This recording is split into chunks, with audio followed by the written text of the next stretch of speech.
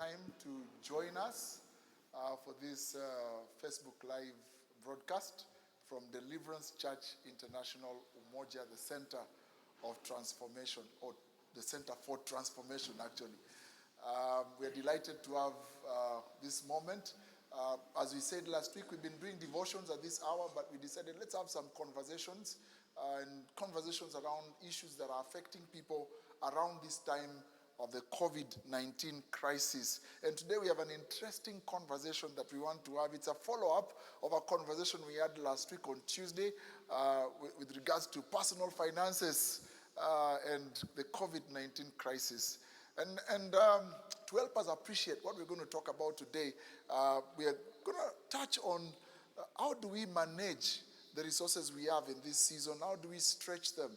How do we make sure we're making the best use of what we have in this season? The Bible tells us in 1 Timothy, I think it's chapter 6, verses 6 and 8. It says, godliness with contentment is great gain.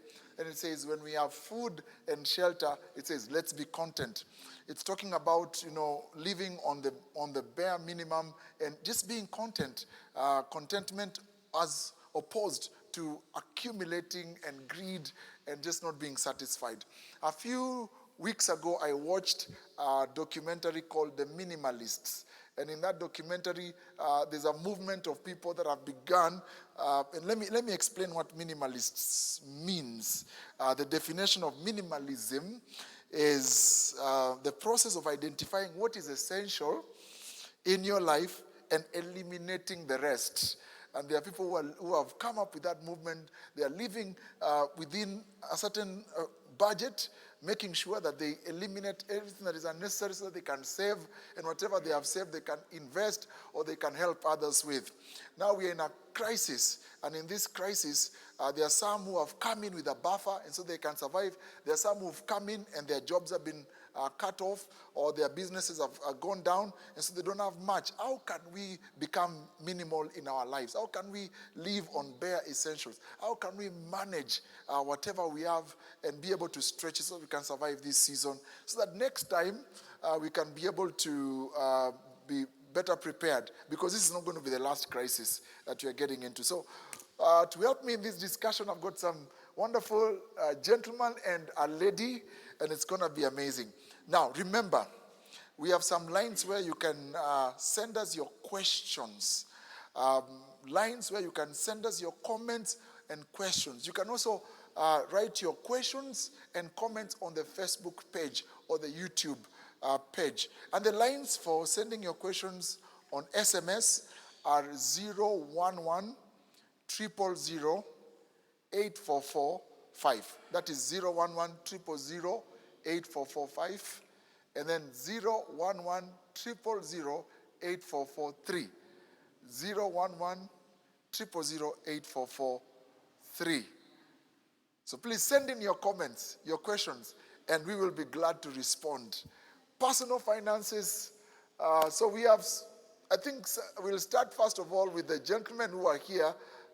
They can introduce themselves, and then we're going to reserve the last for the lady to introduce herself. And so we're going to start from the extreme end. Introduce yourself once again and what you do. Thank you very much, Pastor Richard. I'm very happy to be here again. My name is Paul Gunyi, and I am a business and personal success coach. So what I do is to assist people to succeed, to be happy. And it includes both in good times and in challenging times. Now we're in challenging times, so it's very good to be here to discuss how it is that we can survive in such times as this. Thank you very much. Wonderful. So you're suggesting we can be happy in this season? Absolutely. I mean, we can choose. I will want to like here we are. We are happy. Awesome. Okay. Gentleman B. Hi, good morning and praise the Lord. My name is Geoffrey Githome. I'm an experienced banker and also an accountant. I'm also a minister of the gospel. Wow. But right now getting into leadership consultancy and financial and personal management. And that is why we are here. I'm glad to be back here again. And today is a very interesting conversation, I believe. Wow. Thank you, Pastor Richard. Paul and Geoffrey, amazing people. Last week you did an amazing job. Thank People you. are very grateful. And Thank so you. you're back due to public demand. We thank God. And they have come along with a wonderful lady. Please introduce yourself and what you do. Good morning and praise the Lord. My name is Ellen Mwende. I'm a business lady. I'm a single mother of two. And God has been good. Even in crisis, He remains to be God. Wow. I'm happy to be here and to interact and talk and chat. And I know by the end of this, everyone will come out with something that you can manage yourself, you can manage your finances, and you can live happy like before. Thank you so much. Thank you, Helen. Remember, you can send your questions 011 000 8445. 011 000 8443 are the lines. Now, there's a time when I joined a particular church staff, the first week of orientation, the senior pastor has a little book on personal finances. And in that book, there was a suggestion that you must make sure you give your tithe. Then you must make sure you save 10%. Then you must make sure you put aside 5% every month as an emergency fund. And he suggests that the only time you stop putting in money there is when it gets to equivalent of your 6 months expenditure. Okay. Then in case of a crisis, then you can withdraw from there and use it. Okay. I can be honest, good people, and I hope he's not watching. I don't think I adhere to that. And, now that we entered this COVID crisis, when I remembered that, and I was like, man, that's what he was talking about. I don't know. You talked a little bit about adjusting and admitting and finding how you can adjust in this season to survive it. But we're going to get back to that. First and foremost, I want us to hear a little story, especially from Ellen, of, coming into a space of crisis, having to adjust and all that. And then are there lessons we can learn from that? Because many of us we have entered a crisis en masse. There are many who've been laid off. There are many whose businesses have gone down.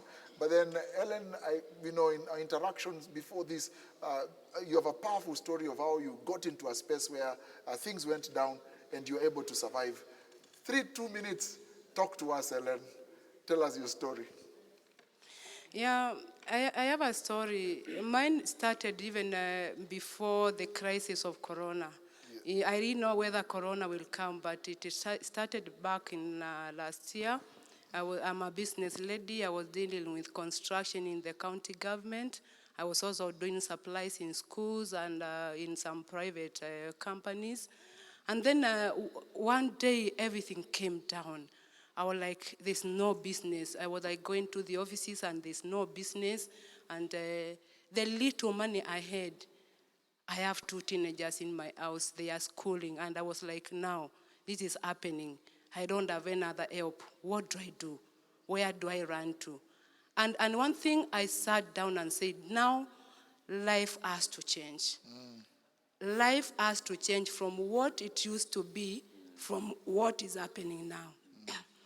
And then I had to sit my kids down and talk to them and tell them, now, listen to me. This has been happening. This is the only source of income we had, and it's like things are going down. We can't live in denial. We have to accept what is happening, and we have to move on. Just a moment, Ellen. Yeah. How old were they when you had that conversation with them? When I had that conversation with them, the older one was 16, and the smaller one was 12. Wow, okay. And it was really very hard for them to understand. It was like, Mommy, we can't do this. You can't change our lives. Our friends have been seeing us doing so well. Now, how do you tell us to adjust? What do you want us to do? And being a single mother, it was really hard for me. But I thank God that We sat, we talked and talked, we had a lengthy talk, and they had to come to terms with it. And now life started being like, now we can move on.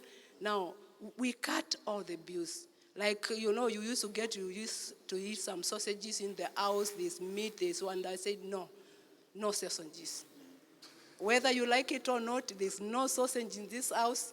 We can't source for it. We can only get this small ugali and skuma, and we have to survive on it as long as we are eating. And they really understood me. And that gave me some hope. Though I was like living in denial, like, what are people going to say?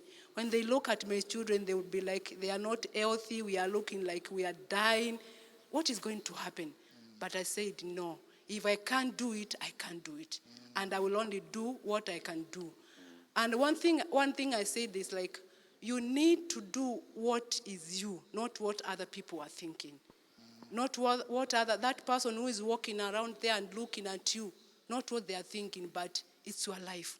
At the end of it, if you have to sleep angry, it is you, not them. And it helped me a lot. Wow. Yeah. I mean, a little explanation on that first instance. Yeah. You adjusted, Yeah. made those changes. Yeah. How did that help in terms of you being able to, did you remain in that crisis? How long did you remain in that space of crisis? Was there some adjustment that came later on, or change in terms of your income? And did you adjust back to sausages? I mean, To be honest, it did not change that much. Up to the time the corona thing came, because things like we adjusted, but we were expecting things to change. But the business went down and down and down. And then now we had to cut more things. The things we used to have a fridge that was full, and then now the fridge had to be switched off. We had to cook food and eat immediately and not keeping the food because the fridge is off. It did not adjust. Things went worse and worse. Even after doing the adjustments, even after cutting down the expenses, things did not change. maybe one more question about that space of you've adjusted, and one, give us a few more other things that you adjusted. Like I've heard you adjusted your diet so that you spend less on that. You adjusted in terms of your utilities, how you use them. Sometimes some things are switched off. Any other thing that you adjusted? And then, were you able to find, was it doom and gloom for you in that space? I mean, when Paul said you can be happy in in a crisis, were you able to find, because that sounds very sad. I mean, if I told my sons that, they'll be like, oh no, that is difficult. I mean, when you adjust, is it doom and gloom? Is it like our life is finished?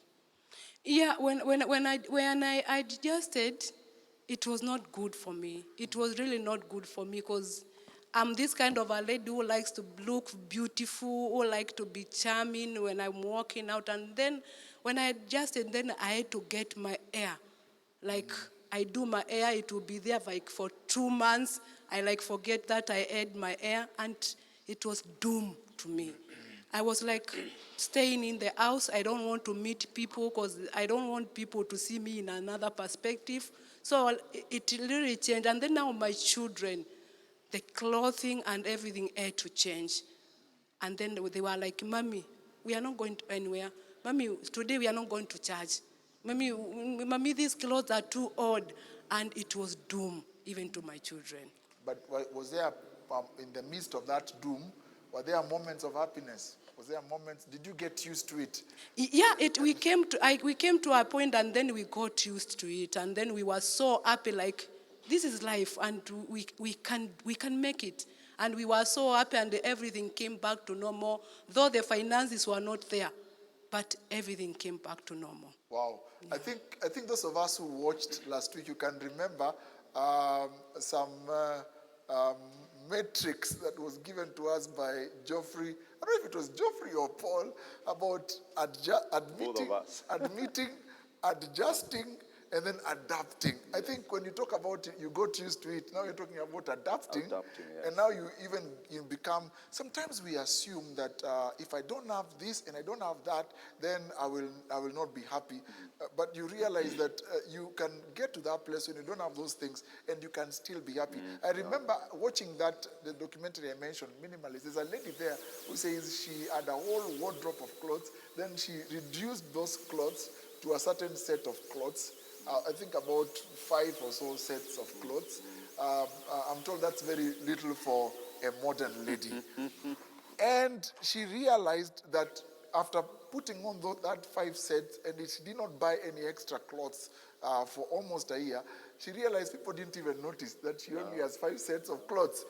So she realized, I've been bothering myself to impress people who don't even notice.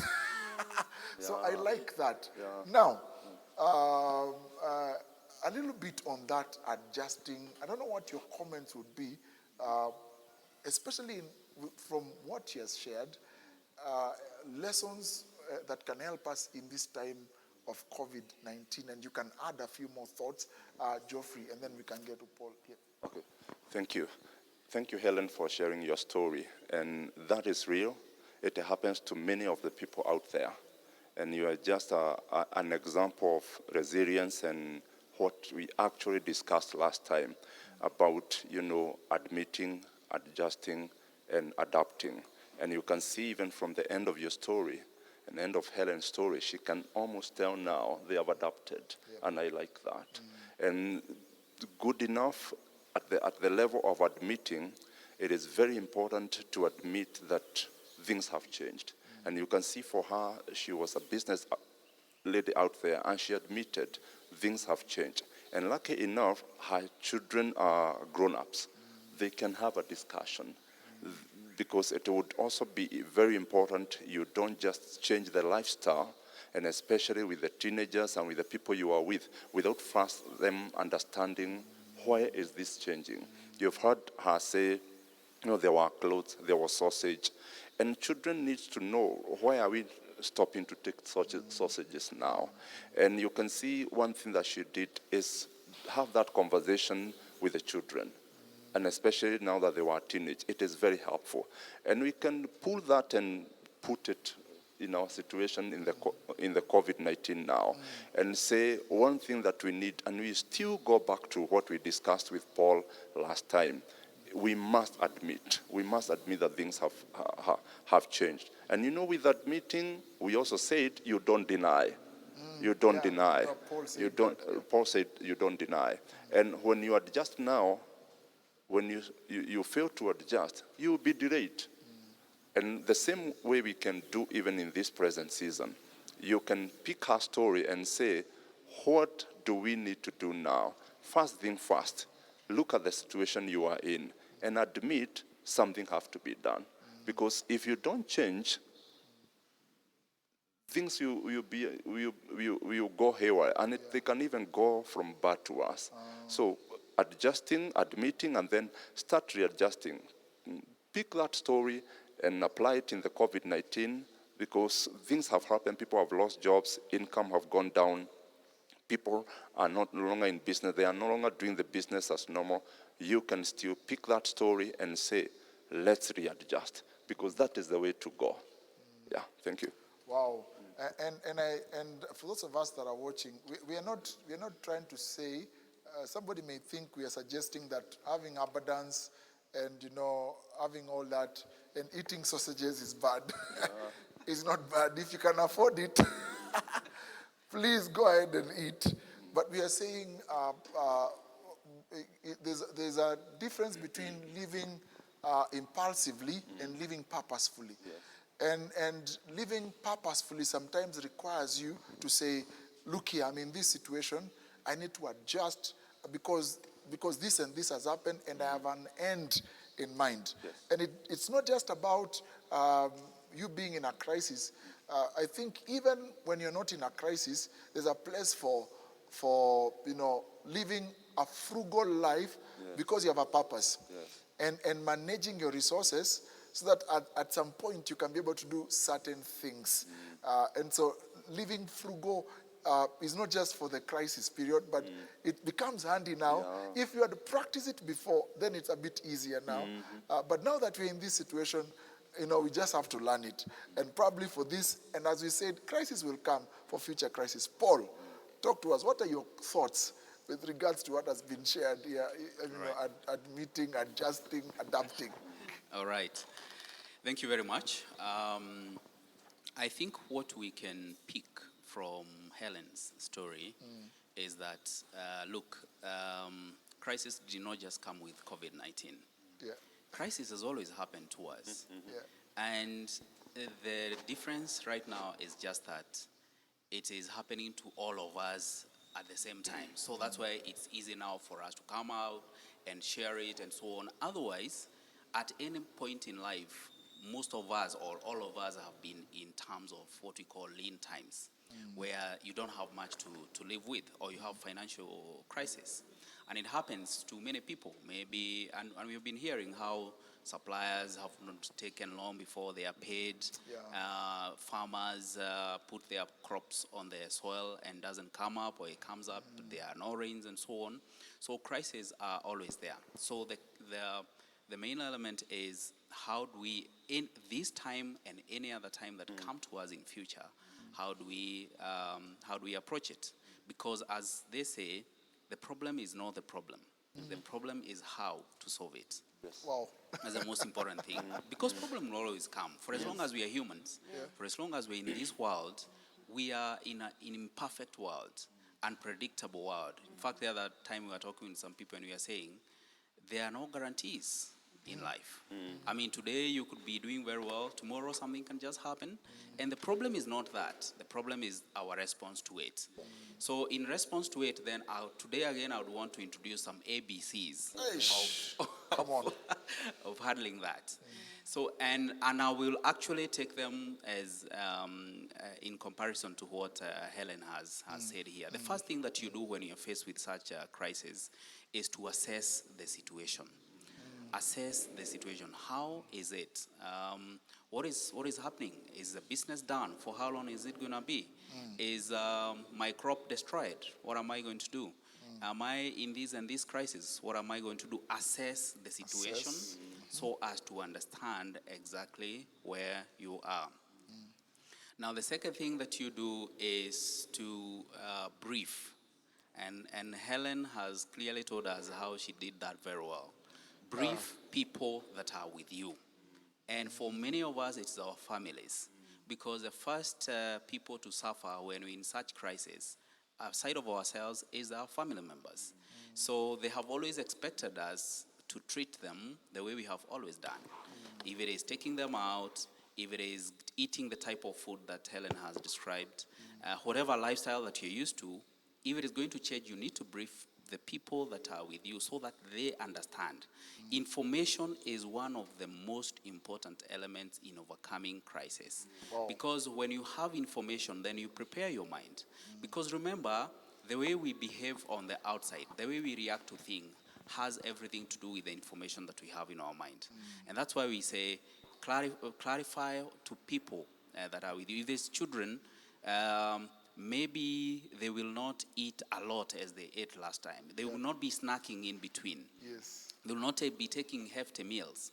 They will not be taking a lot of meat or even meat at all. Instead of going to meat, we'll go to beans or something like that. So let them understand. Let them even ask you questions.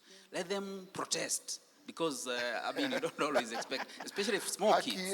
For Helen, Helen was lucky. They were a little age, so she can have a deliberation and a discussion with them. But they are kids, you wouldn't tell them. How do you tell them no sausages? And they used every morning they wake up, juice, there's no juice.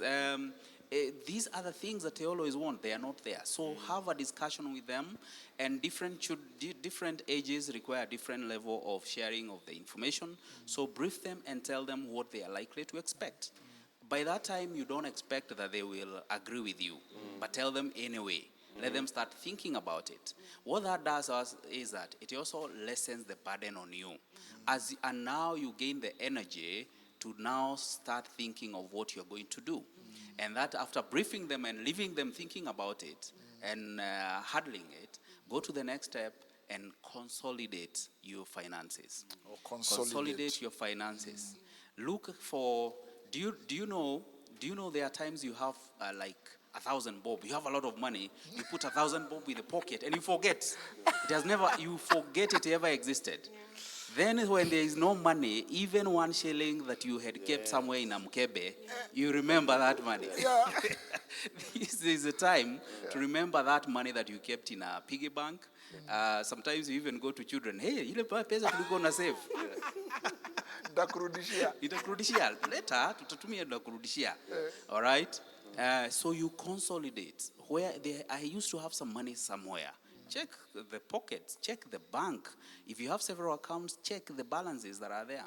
If you have money in M-Pesa, because sometimes you could have money in M-Pesa and you wouldn't know. Maybe on another line that you are not using. Look, consolidate all those elements, okay? And once now you consolidate, it is still in the phase of assessment, because we are trying to see, this is a challenge, this is what we have, what are we going to do? So once you do that, then you'll be able to now come up with what we were saying last time, budget. So if you realize you only have 10,000 to last you 3 months, 10,000 to last you 3 months, how do you do that? Then you say, every day we have to live with 100 bob, period. Then how are you going to do that? So you plan on that, and still around that time share information with the most significant people around you, because those are the people that will be most affected, and they are the ones that will actually be source of your stress if you don't manage it. So then the second thing after consolidating the cash that you have, then you can go and look for your debtors. You know, sometimes you give money to people and don't remember. I give some money to Pastor Richard, and I was not remembering it. Now it's time. Now, obviously, the tragedy now is that when everybody is hit, they are likely to also be looking for those other people they had money to. So if I owe you money, don't look for me. I'm looking for the others who owe me. Please. Exactly. Like they say, don't follow me, I'm also lost. You know?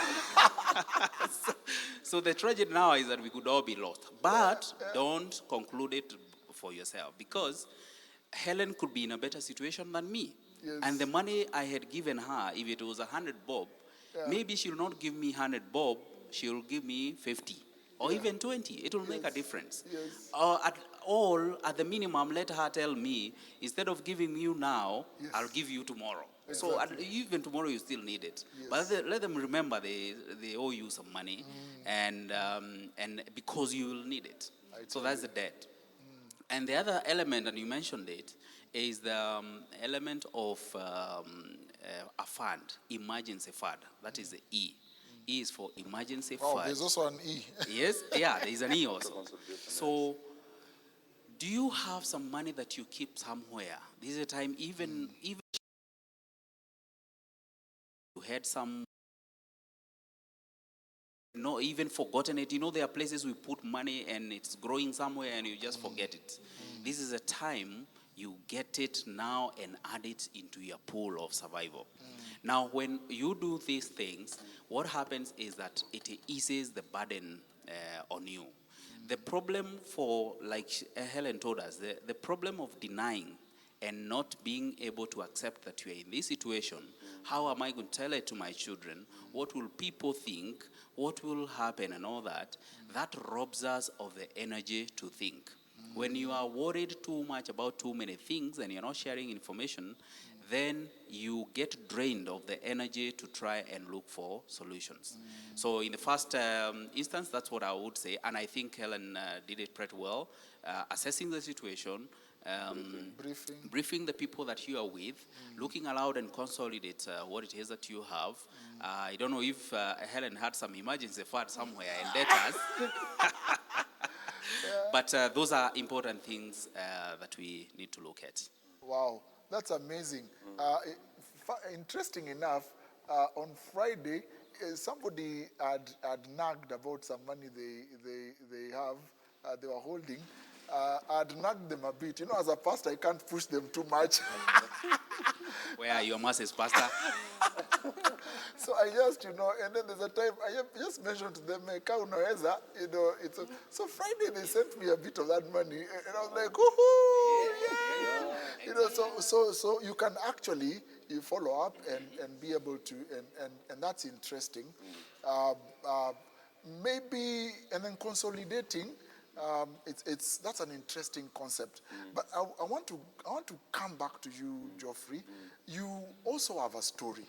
Yes. It may not be, same to what Helen, but it's similar in some ways. But I don't know. Talk to us 2-3 minutes your story, and then Paul, Dr. Paul, will unpack it and give us, FGH. Yes. Today it's a very interesting story because I'm not here also as a panelist and as an advisor. Yeah. I also want to share my story. Okay. And it's good to share your story and give people advices, also from a relevance point of view. Yes. Where there are some things you have gone through, there are some things that have worked, there are some things that have not worked. And when you share with people, it touches the hearts, it is transformational. For me, it's an interesting story. Wow. Because I've been a banker. I worked in the banking industry for 17 years. Whoa. Then there was, as you know, in the banking industry, there have been a lot of cutting down, strenuous issues on staff costs and all that. And there was a restructuring in my company, in our bank. And for me, I thought this is the best time to move because, as you know, change is also good. Yeah. And especially having worked in that sector for 17 years, I thought it is also good to leave. So, and I prayerfully, as a good Christian, prayerfully thought through also and made the move to leave. I had made my plans, and having worked in the banking sector and with that experience, and also as someone who has papers, I had my plans. And I like what Paul was talking about, planning and making strategies. I had made my plans that after this, I would just get out, do some other few things, and then because I am experienced, I have the papers, I can apply for a job. Actually, from my perspective, I thought it wouldn't even take 6 months. Yes, to get a job. To get a job. Wow. Because I had got a lot of experience coming from a junior officer and climbing all the way to being an operations manager in a section. So for me, it was strategic, it was easy, it was easily said. But when I came out, I like what you were saying the other time. Things are different on the ground. Oh, yeah. Because we strategize, we plan, but it's also important to face the fact that things change. Even the best strategies can be delayed, can be disorganized, can at times miss to reach its fruitfulness. And that is what happened to me. Wow. So I left employment 2018 May. Wow. And I said, now is the time to look for a job. And I need to tell this story because it will help someone. Yes, please. That even up to now, I've not yet gotten a job. Whoa. So for me, I am sharing a story of pre-COVID. That for me, sorry, people are going through this COVID, but it's like I got shock absorbers a year ago. Wow. Of how to go through such a situation, of how to adjust, of how to admit, and how to adapt. So for me, I'm sharing these stories and these advices also from a personal experience, that there are some things that can happen and things may not work. So that is what happened, and still looking for a job, Wow. but still strong. And I like what Paul said, that you can still rejoice.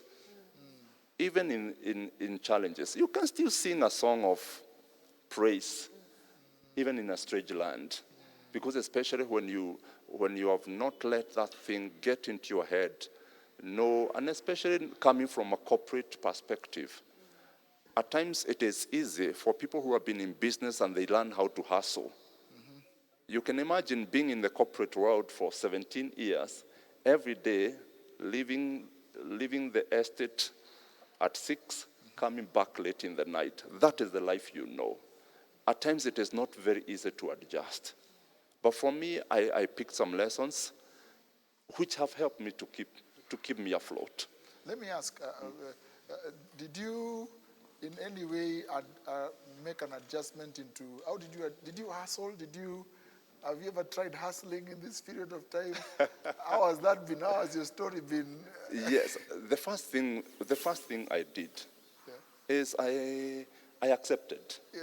And especially after perhaps 3 months, 6 months, did some few engagement that I had planned to do, did not come up so well. And then I think it was more psychological to first accept that I'm no longer employed. A story is told of a man who was sacked, and he had served in an organization for so many years. It was very hard for him to admit, Reverend Richard, and he had to drive every day. Wow. It was psychological. Wow. It was almost getting mental. Drive to work. Drive to work, sit at the parking lot, Oh dear. up to 5, and then drive back, because he had not admitted. So for me, I think God was gracious, and I had prepared myself psychologically, because for me, it was not a sacking. They were restructuring, and I felt unsafe to be there, so I chose to leave. And so for me, I was sort of prepared a little bit psychologically, but what hit me again is when now my plans did not work, especially of getting a job. One thing I did is, and I like exactly what Paul said about briefing. Even before I left the employment, I had sat with my wife. Okay. And we had agreed. And you know it is very important, and especially for couples who are living together, the Word of God says, 2 cannot walk together unless they agree. Yes. It is very important to agree. And for me, I was blessed enough that I had agreed with my wife even before leaving. So when things didn't work, it was very easy again to discuss with her and say, this is where we are. This is what have happened. We are not getting income. And the good thing is doing some few businesses out there. Some few businesses. So we learned and we agreed this is what we are going to live on. Wow. Even as we adjust, we can still consolidate the few shillings that you make, and it can help us to stay afloat. So that is what I did, and we agreed. And now the movies you go out there to watch, you cannot watch. The snacks that we go to buy in the fast food every time we come from church, we will not be able to do. And especially for the children, and I have to appreciate my wife, we are able to readjust, for example, the issues of buying fast food. She's good in cooking, so she does baking of cakes. She does, instead of buying those fries out there, she cooks the fries cheaper at home. You know, and through that we started learning that we can readjust, we can work with the budget and live small, do that frugal living, and very simple living. And it has been a journey. It has not been easy, it has been tough, but it has been possible. Wow. And I say possible because I've changed my mind. I've agreed that this is where things are. Wow. And then this is my life. We appreciate friends, we appreciate family, we appreciate all those things, but keep your line and live your life also. Wow. So that, and especially, you know, when you live in a corporate world, it is also easy to have an image out there. Image You is need everything. image is everything. You need to work on that image. As long as there is food on the table, as long as there is housing, as long as the children are getting school fees, you adjust to that level. And could be, I don't know whether I can jump to exactly what we did right now, or we can handle it later. Maybe we'll come back to that in a moment. I want to just remind us that you can send your questions 011 000 8445, 011 000 8443. You can send in your questions, or you can also write them on on Facebook page, and we will try to respond to as many as possible. But before we respond to the first question, I think I would want to make an observation both from your stories and especially from Ellen's story, that if you cannot learn to enjoy the little you have, you will never be able to enjoy much when it comes. But if you can learn to enjoy ugali and sukuma and still smile and find it tasty, if you can't do that, you can't enjoy the best cuisine. Is it cuisine? Yes, cuisine. Cuisine. So French people don't kill me. Gunyi, yes. Paul, there's been talk of stimulus package. Somebody's asking about stimulus package. How can they qualify for it? And they're asking, will I have to pay back the money I get? There is a bit of stimulus being given here in Kenya. It's very little. I don't know who qualifies for it. In the US, it's about 100,000 Kenya shillings and 50,000 per child. In the UK, they are also doing stimulus, serious, 80% of your salary. Here in Kenya, there is some form of stimulus. Talk to us. What's going on? Talk to us a little bit about this stimulus thing. All right. So I think when such crisis happens, governments will always have a way to respond to it. And different governments respond differently depending on what they have. For US, UK, and other advanced countries, maybe they have better means of handling this. In our case, it may not be very huge, but there is something. I think the first thing the government did is to dispense some amounts. They were calling it some cash transfers to some people that they were calling the most vulnerable. Okay. People that, the elderlies, for instance, the orphans, and probably families that are most stricken by poverty. And by the way, this is not just because of the current crisis.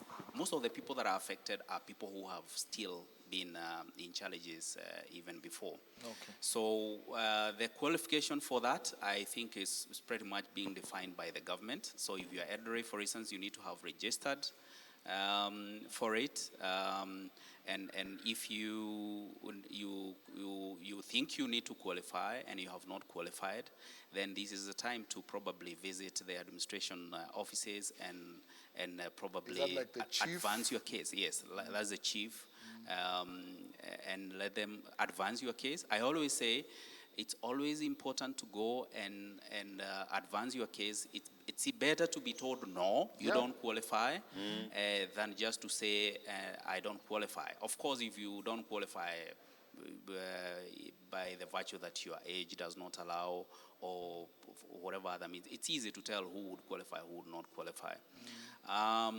The government also, I think, and I'm not very sure how much and how they're also deciding to assist businesses, because right now a stimulus package should come to help businesses that have been running, but now because of the crisis they are not able to run, and I think it can get quite complicated to know which business will qualify, which businesses will not qualify. In other places, they use the database that they already have. For instance, how many people returned returns, how many people filed returns. And that's, by the way, one of the important things in being compliant to the laws. Guys, just a moment. Guys, if you're running a small business, it's important to be compliant. Because if the government decides to take care, like they're doing that in the US. Yes. They just passed, I think they passed in the Senate a bill to sort out small businesses with a stimulus package. Yes. And that if Kenya becomes like the US, which you will qualify if you're compliant. Like kitu ya kuchenga taxes, may God help us. Exactly. So it's very important to be compliant, because they would base the assistance with that. So your record shows that last year you made this amount of money, 10 million, and now you're not able to, and because you earned 10 million, you filed this as your income tax, And based on that, we can tell how much we are likely to give you, a percentage of that. But if there is no such record, and that's a big challenge for us as a country, and that's why someone the other day was wondering, what are we doing with the records that we gathered the other day? Hoduma number. You know, or that, and we give a lot of information. Maybe government is still using it. But there are different ways that government would give. Another way would be to give it in form of loans. Remember, assistance can be given in form of grants or in form of loans. Grants means that you are given an amount and you're not required to repay it. It's just to help money circulate in the market, or people get by, or businesses get by, to keep you alive, so that once the challenge is over, we can pick it from where we left it. So the other means it can be given is in form of loans, some loan with very low interest, or even no interest at all, but you're going to return it. And I remember, and this actually also is not just given to anybody. It's also given to people who have can prove that we had running business and it was performing like this, and now it has been affected. So I am not very sure how the government planned to do that, to know who qualifies, who does not qualify. But what I would say is you need to be on the lookout. And most of the times, these things are passed on through associations or groupings. For instance, people in Juakali association. So in a certain Juakali cluster, it is known there are this number of people. In Matatu sector, it's known there is this circle and the other circle and the other circle in these other industry. And that's why also, when these things resume normal, it's very important to always see where you belong and how to identify yourself, so that when it comes to a time where you need assistance like this, then there are people or clusters or associations within which you can be found. So it's good to be on the lookout on what will be happening in your industry. People that sell clothes, people that sell for farmers also, there are associations for farmers. So what's happening in that? Because the government would not come to probably talk to you individually. Most of the time they'll go either through KEPSA or through the association, through SACCOs, through small organization, through bank details, things like that. So look out what is happening in your situation. What is your chairman saying? Are they looking for the information out there? So I think that's, in my opinion, what would help. But even when you're not able to do, if government is not able to reach you, then this is the time you can find how to access some of the funds that are reachable within your business circles. Because some business circles actually have what we call welfare funds. And welfare funds come to help in a time like this, where you have been contributing small amounts. And by the way, this season should really teach us a lot. Should teach us a lot on how to organize ourselves, on how to put ourselves together, so that we are ready for a bad time. Wow. Yeah, and even the Bible challenges us to prepare ourselves when things are good, so that when things are not good, we can actually survive. Wow. We can continue living. So when it is sunny, let us plant. Or when it is good weather, in the fair weather, let's plant, so that in a time when the weather is not going to be fair, we can find some place to run to. Yeah, I think I remember in my schooling, there was a saying that says, make hay while the sun is shining. Yes, absolutely. So that I never used to understand what it meant, but later on I discovered you put this hay together so that in winter you can use it. All right, Helen. I don't know, I need to hear a little bit of how you were able to get, the business has gone down, things are thick. Were there places where you were able to get some money from here and there? Did you even have to go and borrow from one or two friends, and play around with it? Where were you able to scrap some things, some little money to help you get by in that season?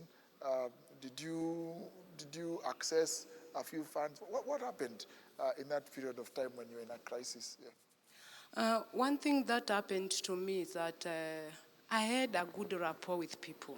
Wow. And during the time that I had a good life, this is a lady who was driving, who had kids who did not know where the stages are. You need to go to Umoja. They can't know where to go and get a matatu. I never used to trek. And now, during that time, I had a good rapport. I had friends, good friends. We used to talk from the middle class to the low class. And then when this crisis came, I ran to them. Though so many of them, of which I called the so-called friends, ran away from me. Wow. But I had a few who stood with me. I could call them, I could get a loan from them, and they made my life a bit easier to move. Because honestly, I did not have some retirement thing I had kept somewhere. I did not have anything I had kept like an emergency somewhere. I was seeing life so good and money coming in like, Pastor Richard, you could call me like, Ellen, I need 20,000. I'll tell you, give me 5 minutes, I'm giving you the money. So I didn't see this coming. So when this came, I was in a doom. But I thank God that I had good friends who came in for my rescue and stood in for me. Wonderful. Though some of them, I called them friends, but that is the time that I noticed that they were no longer friends. I could call somebody and like, Ellen, I'm calling you back. It will take 2 months for them to call me back. I'm busy. And like, one thing I learned is like, you don't have friends now. Get into trouble, you will know you are real friends. That's when you will know you are real friends. Because when you are in trouble, people will think like, even when you want to call somebody to get some encouragement, they will really like, okay, she doesn't have food. She's calling, she wants money. And people tend not to understand you. But one thing that helped me is like, when you have plenty, learn to live with people. Don't keep yourself like, I have everything. Learn to live with people. And one thing I also did with my kids, even that time I used to have, I trained them in a way that, remember, one day we can lack. Remember, one day this your mommy can be dead, can be sick, can be disabled. We have to live a life like, when we don't have today, we can survive. Wow. If we don't have bread today, we can take black tea and move on. Wow. And let me tell you, Pastor Richard, the other day we were looking at our photos back 4 years back, we looked pathetic and we had money. But now, we look good. With that skuma, with that githeri, we look good. The Lord has been so gracious. So I had people, I had friends. Yeah. I did not go for loans. One thing I tend to advise people is not to go to Shylock. If you want to die young, Go to Shylock. Go to Shylock. You will die. They will call you at midnight. They will follow you. They will get everything. But if you want to live long, have friends. Those people you can call friends. Someone will have 100 shillings and like, Ellen, let's share. Take this 50, you buy food, I remain with this 50. And that helped me a lot. Wow. Yeah. I think they call it somewhere relational capital. Yes, you need to make sure you have a good amount of it. I remember there's a time I was in between, 2005, there were like about 6 months I didn't have an income. And in that period of time, I remember there's a certain couple, they know themselves, that I had pastored somewhere, and we used to spend a lot of time with them, just, loving on them. That period of time, every month, they used to do shopping and bring it. And I don't know how they would know I'm not in the house. They would just bring it and leave it, with our house help, because my wife was working somewhere, leave it with the house help, and then we would come and find. In that period of time, we ate things that we were never eating, we never ate, and we were. And it's all because of relational capital. There are some questions that are coming. There was a question somebody asked about retirement benefits. Is it the time when you're in a crisis? Is it the time to cash out there are some retirement benefits you can access. There are some you cannot. I'm told that you can access 75% of your retirement benefit if you're not if you're in a retirement scheme, if you're not in work. But 25% you have to wait until a particular age. Is it that easy to access that money? I don't know. Maybe you could have you and then Guji can respond to that and one or two other questions. Yeah, a quick one. Accessing is optional. Yeah. You can access, but for me, I would advise people not to access. Because actually the concept behind that is to help you in your retirement, to help you when you're not having that working energy, you can be able to sort out those things, and especially at that age. So I would advise going still to our basic, that live within your means, live within what you have. And for me, I've picked some good lessons over those 2 years. Just live simple. Shrink your budget to the least, and make sure that you live within your means. And together with that, look for something that you can do. Even as you are jumping out of this unemployment and all those things happen. One thing as still on the point of admitting is you need to admit that life has changed. Because one of the reasons why people go to the retirement benefits to go and withdraw is because they still want to maintain the life they lived. Drive that car. They still want to drive that car. Live in the same house. Yes, and they still want to keep up with the social class they used to. It's good to admit that you are no longer in that life.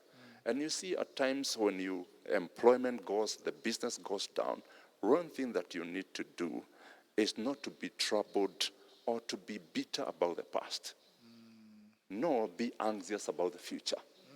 You start planning with the current. Wow.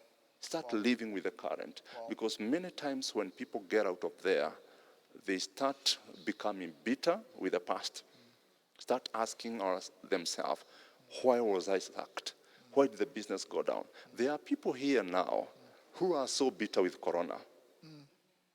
And you are fighting a losing battle in the mind. Because you need to have wisdom to walk and to accept what you can't change. It has happened, it has happened.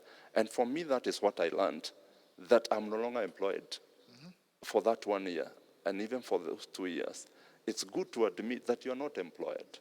And when you know that, you admit, I'm no longer having the income that I was having. That is why I will not go for the retirement benefits. I will not go to borrow. I will not go to the Shylocks. And something very serious about Shylocks, they will charge you 20%. It's so easy to get that loan. And that 20% is for a That year 20% is per month. Ouch. Please remember, when you multiply that with 12 months, you are paying 360% per year. That's evil. It's very immoral, to speak the least. And look at the banks. The normal rate for the banks is now at 14%. Oh, goodness. And compare that with 360. And I would tell someone that the reason why people run into Shylocks is because the Shylocks also are in business and they use manipulation. They use your desperation. And for me, I would advise people from that point of view. Even if you have reached a place where the employment is gone, your business is down, please don't go to the Shylocks. Okay. Because it looks so easy when you are getting that money. It is so hard when you be paying for that money. So for me, I learned that not to take loans, not take things, and especially for creditors. It is very important when you are at that level, negotiate with your debt, with your creditors. Much as you are consolidating your money from the debtors, also this is the time you can negotiate with your creditors. You can go and do a restructuring of that debt, restructuring of that loan, and say, I'm not able to pay you with these installments I've been paying. But right now, I can be able to stagger and restructure the loan and pay. With that, those are some few things that can help you stay afloat. And don't touch on the retirement benefit. And allow me to add something that you work with the people that you are with, especially family people. And this happens so much, allow me to say, as a man. It is very easy to get into depression. It is very easy to get into stress, as the psychologist you tell us, because you will deny and you start having stress. When you start having stress, you start quarrels, unnecessary quarrels. And you start thinking like you are still the manager that you are. You are not the manager. You don't have a job. Start from there. And you start having a relationship. And you know what the Bible says, that two are better than one. For they will have a result of their labor. And if one falls, the other one you help. So start working with the social network and support. And it starts, especially if you're married, it starts from the house. Your wife must be your best partner in this work. Your husband must be the best partner in this work, because this is the person that you are staying with at home. Start working with them. Consolidate those things. Start being transparent. Start being truthful with money. And for ladies, I would advise, handle your men well. Men feel strong when they have money. They rejoice. They laugh when their wallet is full. It is very easy for a man to go down the stream and to be emotionally down when they don't have the money. And I would advise a lady out there, encourage your man. That is still the man who was taking you for a date. That is still the man who put a ring on your finger. That is still the man who is the father of your children. And for me, I've been lucky, and I bless the Lord that my wife have helped me walk that route. And lastly, allow me to say, do something with yourself, even as you are in that space. Start planning now. And I like what Paul said last time. This is the time now even to strategize, to plan. And for me, as I've been looking for a job, start looking for some skills. Could be you have a passion. Pick now from there and start projecting and say, instead of going to the retirement benefits, what can I do to get income? And for me, I've started discovering myself. And one senior old man, who is the age of my father, told me something very critical last year. That Githome, even before you begin thinking outside the box, the strategist and we trainers, you tell people, think outside the box. Start thinking inside the box. Yes. Start thinking inside the box. Wow. You may find, Pastor Richie, there are so many things that you have inside the box. That you're not using. Could be the water you are looking for is inside the box. Yes. It is so easy. And you see, that is what God does. Wow. He asks, what is in your hands? Wow. What is in your hands? And one thing I've done for me to help someone and to help myself is I've started discovering what is inside my box. Wow. I've learned that I was doing trainings in my earlier job. Yeah. I'm also a preacher. Yes. So for me, it is very easy to speak. It is very easy to stand before people and speak. So I've started doing, and I've also learned I have passion to gather knowledge, put them in a material, and share it. Wow. It's my passion to tell people something. Wow. Either they know, remind them, or they don't know, I tell them. So what I've done, I've started doing some training manuals, wow, some materials. Like, for example, the thing I said last time, managing your 90%. I've started now developing sharpening some skills on that end. And thinking inside the box, making some manuals, and starting even in the Christian space, starting discussing, and doors you open. Wow, yes. And so that is what I would tell someone after now, at the meeting, start strategizing, start doing something that you have. And you never know how many doors that you open. Start monetizing your passion. Wow. Whatever you know, you can do it. Don't stay there, whine. Start saying, I can sing a song in a strange land. Wow. Yes. Thank you. Since that was a powerful message yesterday by Bishop, you Yes. can sing a song in a strange land. I like the whole thinking of think inside the box. There's a friend of mine that has learned from another friend that friend decided to start a garden in where they live. They have a small backyard. They had to plant vegetables on sacks Yes. and began to even sell to the neighbors. So he decided in this time that he's at home, he's also going to start that because it's not very capital intense Yes. to start up that. Very So, easy. so he's began. So I've also talked to my wife. Yes.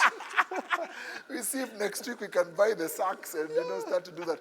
Okay, Bwana Ngunyi, somebody was asking something about budgeting in these specifics of budgeting in this space.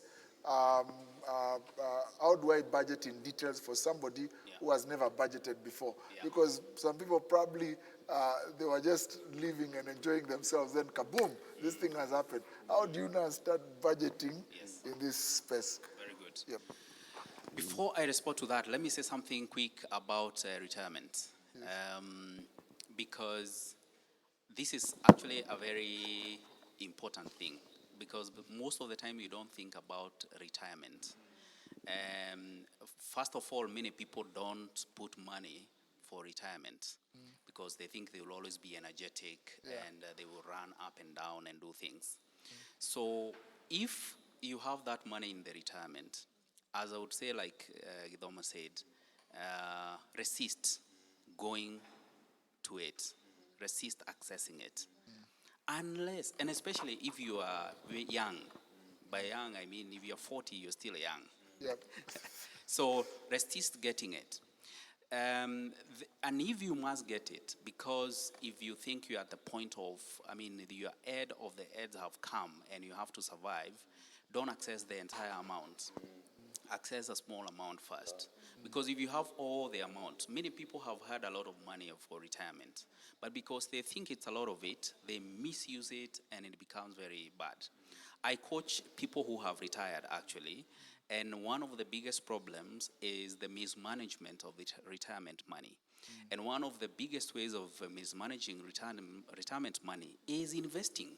Because I tell people, retired people, this is not time to invest. Oh, really? And yes, especially on what we call capital-intensive businesses, projects. Why? You have no energy to go after these things. You have no energy to fight. And again, you are most likely going to venture into a business area that you are not aware of. You don't know. You have to spend a lot of time to understand business and the intricacies therein. That's business is not easy. So when you are at retirement, don't use your retirement funds to go and do business. The best thing I advise people at retirement to think about is what our brother George is talking about. Think of a skill that you can use, that you have perfected over time. And this is the best time to become a consultant on an area that you've been very good in. You have been in a bank, you can consult people on finances, on starting new businesses and so on and so forth, or training other people. There are so many people, young people down there that need these skills. So I ask them, just like I do consult and I train and so on, you can do that because this is already knowledge that you have. Okay, so resist and resist getting the money if you're too young, and resist overusing or misusing the funds, even in business, or lending out to people because this is the amount that's supposed to help you. And sometimes you also don't know that after retirement you can live for so long. Yeah. You can live really long after retirement. You can. So, and the other thing is adjust your expectations. Don't always expect to do things that other people will look and say, wow. This is not time to show off and to try to scare people that I have done this, I have done the other. Manage your expectations. There are also people that are talking to you, as brother says, and our sister says, that will not come to you because you have either retired because you have been restructured, or you have been sent away, or you have decided to do it, or for whatever reason. Readjust your expectation. Don't expect too much out of people. And I like what Helen says, and I think George also alluded to that, that when this is the time you know who is who, it helps you filter, actually, to know. Sometimes it's good to have to be in a problem so that you know who is who. All right, and the other thing is also be vulnerable in times of these difficulties. So the reason one would want to access their retirement funds is because they are not vulnerable. Vulnerability allows you to accept quickly and move forward, so that you don't worry when people say, oh, the same suit he was in last time is the same he is in, and they say, so what? Yeah. If that's what you have, put it on. Yes. You know, if that's the shoe, just do that. Be vulnerable so that you don't have to work so hard to resist what other people would say. Let them say if they want. That's their problem. I usually tell people, let it be their problem, not your problem. Exactly. Now, on budgeting, Yes. Yes. it is important to look first, as we said, assess how much money do you have, because you cannot budget on what there is not. You only budget with what you have. Yes. All right. So if you have 10,000, as I had earlier said, and you want it to last 3 months, then that tells you 10 divided by 3 is 3.3 something. Yeah, yeah. So that 3 is what you need to survive on for a month. So for you to survive on 3.3 thousand in a month, what do you need to fit into that budget? Remember we said the basic needs are air, first of all. Which is free. It's free. At least. You don't need to air, thank For God. now. That's why we have to be happy. Even when we are so broke, we are still breathing and nobody is charging us. Yes. That's why you need to be careful not to go to Corona, to go to on those ventilators. Ventilators, yeah. All right. Know what you have so that you're able to budget it well. So within that, ask, so how much is unga? Instead of going for packet unga, can I go for maize and then take it to the posho meal? First of all, it's healthier, and second, na nasikia wakisema ukikula hiyo kidogo hivi Inashika inashika sawa sawa, then unaweka madodo kidogo, na sukuma mingi. By the time you are out there, hata tukitoka huku nje, watu wataona mtu ameshiba kwa sawa. They don't know what you did. Yes. I can tell you, and by the way, I'm very proud of around this time, I have managed to cook for my family some meal, never mind the kind of meal. But yesterday I used some sukuma wiki from our kitchen garden. Wow. So I think the reason people go to depression and where they are not supposed to go is because they are worried too much about other people. They are worried too much of what people will say. And what we advise people to do is, please, please, please, by all means, be comfortable with who you are. Whoever is not comfortable with that, that's your problem. Let them deal with it. You move forward. Let them, after all, if you are not there and alive, they will not be talking about you. Actually, by the way, they will still be talking. Yes. So don't spend any time trying to stop people thinking about your lean means. Go ahead and live, because I tell people, when you were born, people talked. When you started walking, people talked. When you went to school, people talked, both negative and positive. When you finished school, people talked. When you dropped out of school, people talked. When you passed very well, they talked. When you didn't pass, they talked. When you got employed, they talked. When you got sacked, they talked. When you started a business and it failed, they talked. When you start a business and you succeeded, they talked. When you die, they will still talk. Yeah, So that time they come why and talk are a you lot. so bothered about people and what they'll say? Let them say. So we can survive and we can be happy around this time. We can, because it's all, I usually say, it is an inside job. Your happiness is an inside job. What is inside of you will determine whether or not you are happy. Wow. Whatever it is that you eat, wherever it is that you are around, and people need to learn to expect anything in life. You could be having this job now, tomorrow you don't have it. Your business could be doing very well now, tomorrow you don't have it. Don't be too emotional about your job. Don't be too emotional about your business. Don't be too emotional about so many things. Set yourself free. Be liberated. Be free and accept situations and then deal with them, because it's only then that you will happily succeed through tragedy. Wow, awesome. I hope you have been helped because our time has run out. It's gone quite fast.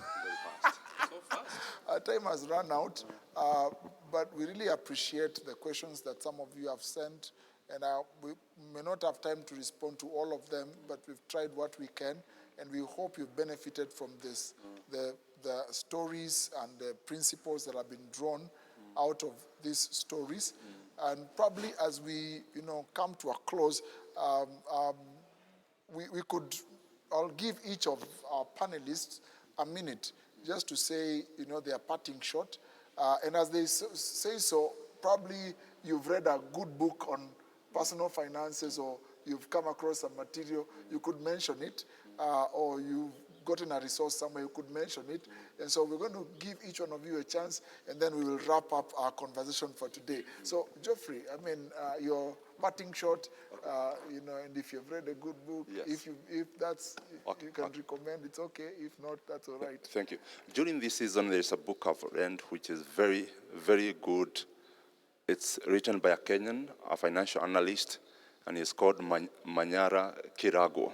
Manyara Kirago, about finances, on personal management, financial management, all the way from looking for a job to retirement. It's a very good book.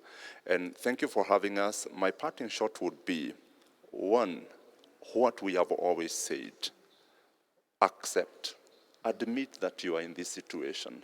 And after admitting, start making a plan now how to get out of this situation. And if you're a Christian, work with your, if you're a family man, if you're a family woman, work with your family. If you are in a church, work with a fellowship. What helped me also is the social network. Because it's true, some of the times things can be very hard. And that is when you need the social network. That friend of yours, that cell group, that church, that department, that will help you caution you from some bumpers in this financial walk. It is very important. And lastly, I would say, after you have make all these plans, be intentional in making these plans. And if you are Christian, and especially that we are talking on a Christian platform, trust in God. Amen. He is faithful. I am here as a testimony. For 2 years, I've not gotten a job. My wife and I have been doing small businesses. We have walked together in this walk. And I will tell you that scripture is true.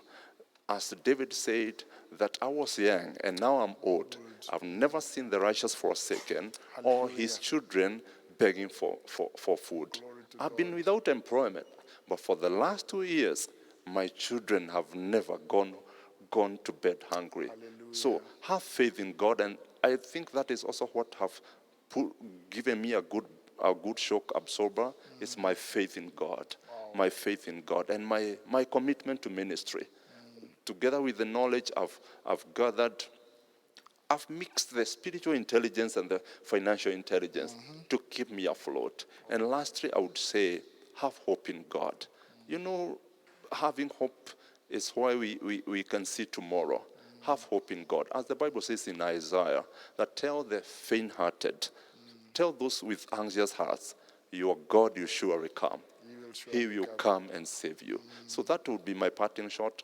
Put all the things that we have agreed, we have shared with you. Also put your faith in God. Amen. Your God will surely come. Amen. Amen. We said last time, the just shall live by faith. And there's a pastor who taught me, pray as though it all depends on God, and then plan as though it depends on you. And so let's combine that to the glory of God. The just shall live by faith. Helen, your parting shot. There are single, mothers there that are looking at you and they're drawing inspiration from you. Probably are in difficult situations. What's your parting shot in a minute? Yeah, my parting shots are, I've not read a book, but what I would advise a single lady there, a single mother, it is not over. This is not the end of everything. Be strong.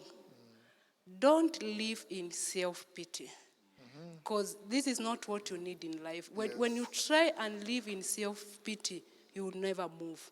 Your children will learn from what you do. Don't just speak, do something. And one thing I would like to encourage our single mothers out there, live your life. Don't mind about what that other person is saying. Like my brother said, you know, you're inside that box. I would also advise you, not even in the box, not even near the box, stay away from that box. Think away from that box, and all shall be well. Don't live like you are dying tomorrow. Don't live like all hope is lost. I'm a testimony seated here that for the last 3 years, I've not had business. But the Lord has been so gracious. I accepted myself. I accepted what life came, the life that came in me. And I spoke to my children and we moved on. And we feel like life just started. Amid this corona, I don't feel that pressure because I adjusted myself and I said like, no, you know, to wear one cloth, you know, even if I don't wear a cloth, people will talk. If I wear a new cloth, I'm Tumba and people will talk. So if it's good for me, let me do it. Wow. Trust God. God is a provider. Let me say this, Pastor Richard. I've seen God doing amazing things to me and my family. Sometimes it's like we have rice in the house and the kids are cooking. My kids are big, they cook. And just God provides in a way that I can, in a mysterious way, because I've taught my children to learn to pray and trust in God. And we are seated in the house and we just get a visitor. And someone just brought rice. Wow. And you know what? My daughter comes and tells me, Mom, you know what? Our rice just finished yesterday. See what God has done. Rice has just come. Put your trust in God. He is a God who is a provider. Forget about these other things. Being a Christian, trust in God. Talk to people. Don't kill yourself by hiding what people will say. If you have a good pastor, talk to your pastor. Get encouragement and life will be so smooth and so good for you. So I'm talking to you single mother there. Don't feel like because you don't have an husband, your life is gone. No, your life is gone. Be strong. Be a super mom. And God will bless you. Yeah, I know society sometimes labels single mother, and there is sometimes a stigma, associated to it. And I like what Helen is saying. Don't be limited by that box of that stigma. Let it not hold you back. You can still enjoy your life. It's not over. It's not over. There's still hope for you. I mean, there are instances in the scripture where God came through for single mothers, and He can come through for you. So have hope in God. Thank you, Helen. Arise and shine. Amen. And the joy of the Lord is my strength. Amen. You know, I normally say the grace of God has been sufficient. When I walk outside there, unless I tell you I'm a single mother, you will not go no. Because the Lord has been so gracious to me, and His grace has been so sufficient to me. Wonderful. So, single mother, trust in God. Don't limit yourself. Wow. God bless you. Amen. Thank you. Paul, parting shot. Right. And if you have read a book. Yes, and while speaking of single mothers, yes. In this church, we don't call them single mothers, we call them super mothers, and she has mentioned yes. that. Oh, super mothers, I'm sorry. Super moms, yes, actually, super moms. And the reason for that is, I know that is because I have trained them. I've trained them. We have a program called Self and Business Transformation, and so many of them have been trained, and we've seen a lot of change and transformation. Wow. And yes, super moms, be strong, and 3 resources, 3 books I would want to recommend, and one actually goes straight to the super moms. It's a book, and this is for everybody. It's called Never in Your Wildest Dreams. That is a book. All the people that I have trained and coached, we have a club. We call it the Better People Club.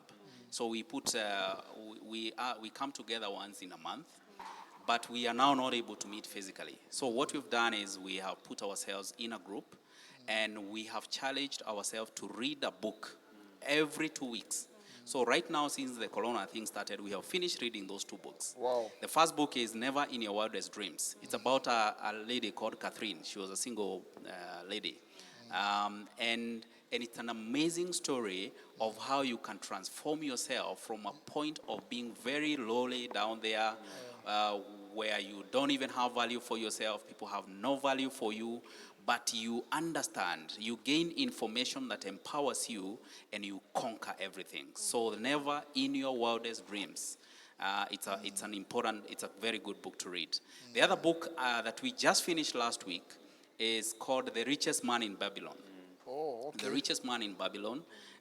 We finished doing it in the club, and I'm actually challenging my family to read it as well. So we are currently doing it with my daughters and my wife. Wow. So it is about financial planning. All these things that you're talking about, saving 10%, paying yourself, creating a fund, managing your debtors and creditors. All those things are well packaged there in a very nice 2,000 years probably old story, but still very relevant today.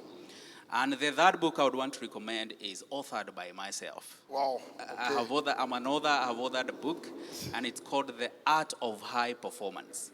And The Art of High Performance shows you how to live successfully from wherever you are. It gives you strategies, action, and things that you need to do to succeed in life. So those are 3 resources that I challenge everybody to read. And as I finish, I want to challenge everyone to live purposefully. Purposefully. The reason many times we get disoriented in life is because we are not living purposeful living. And 3 P's we usually talk about when you're talking about purposeful living. Around this time, as we said, it's time to relook into yourself and re-strategize. Think about 3 P's so that you can use them even after this. Or if you have been struggling in business, think about them. Or in your career. First P is your passion. What is your passion that you can use? And passion is what identifies what God gave you naturally so that you can live with. Like Bona George likes talking to people, training people. You can make a great career out of that. And that is what we call passion. When you talk to people and you give them great information and they are helped with it and you feel wonderful. Passion. The other thing is profession. Make it a profession. So if you're very passionate about a certain area, how can you make it a profession? So that you are known by that and someone can rely on you for professional use. And the other thing is profit. When you do passion and profession, see how it can make some living for you. Because that is why God gave you the talent and the gifts that all of us have. Living purposefully is an amazing thing because you are happy all the time, you are fulfilled, and you are living like God wanted you to live because you are using the natural talent and giftings that God gave you. That's my parting shot. Wow, amazing. I hope you've taken note of some of those books, especially the book by Dr. Professor Paul Gucci. And the 3 points he's finished with, passion, profession, and profit. That you cannot say, I don't have anything. You cannot say, I don't have anything. The way God has formed us, even when we're in a crisis, there's always something God can use in that space. And it reminds me of the widow that had a jar of oil in 2 Kings chapter 4 and came to the prophet and say, I only have, a jar of oil that, nothing much, and I'm in debt. And the prophet, told the woman, go and borrow other containers, and a miracle will happen. So there the element of faith came in. And the Bible says a miracle happened. And as she continued pouring that oil into those, it never ended until she couldn't borrow any more containers. That is my prayer for you who is in this COVID-19 crisis and you have limited resources. That as you trust God, God will begin to multiply your resources. God will begin to use your resources. God will perform a miracle in your life in this situation for the glory of God. That's my prayer for you. And I pray that God will come through for you in this season in a way like you've never seen before. As you budget, as you manage your resources, may God be faithful. So I pray for that miracle in 2 Kings chapter 4. May it also be your miracle, that you shall be able to say like Helen, that in as much as I didn't have much, we've still ate and drank and slept. Like, Geoffrey has said, and God has been faithful. That when people look at you, they will not know you have not had as much. Because God can take the 2 fish and 5 loaves of bread and multiply it for his glory. May that be your portion, and God bless you. Thank you for joining us. We'll be here again tomorrow morning discussing matters, emotional health and the rest. And I believe God will bless you as you do so. Remember to join us and invite your friends. May you have a good day. In Jesus' name. Amen. God bless you. Thank you, panelists. May God bless you too. Thank you. Amen.